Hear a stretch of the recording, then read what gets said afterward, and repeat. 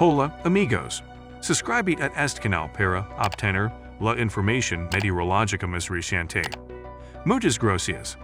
Los chubascos y tormentas continúan organizándose en combinación con una región de Baja Presión que se encuentra a varios cientos de millas al sur de la costa suroeste de México. Se revelan las circunstancias ambientales. Las condiciones son generalmente favorables para el desarrollo de este sistema. Y se espera que se forme una depresión tropical a mediados de esta semana, a medida que el sistema avanza lentamente hacia el oeste-noroeste paralelo a la costa suroeste de México. Se espera que surja una gran lluvia de Baja Presión acompañada de lluvias y tormentas eléctricas desorganizadas en el sur de México y América Central, con un 90% de probabilidad de formación. Ubicado a unas 100 millas al sur de es posible un desarrollo gradual de este sistema frente a las costas de Guatemala y El Salvador durante los próximos días.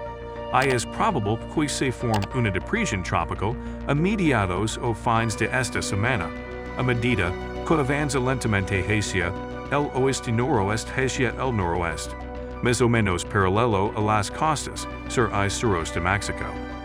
Las formaciones tienen un 80% de posibilidades de ocurrir. Buenos días amigos, el día de hoy 27 de junio de 2023 se ubicar una zona de Baja Presión con potencial ciclónico al suroeste de las playas de Clima y Jalisco.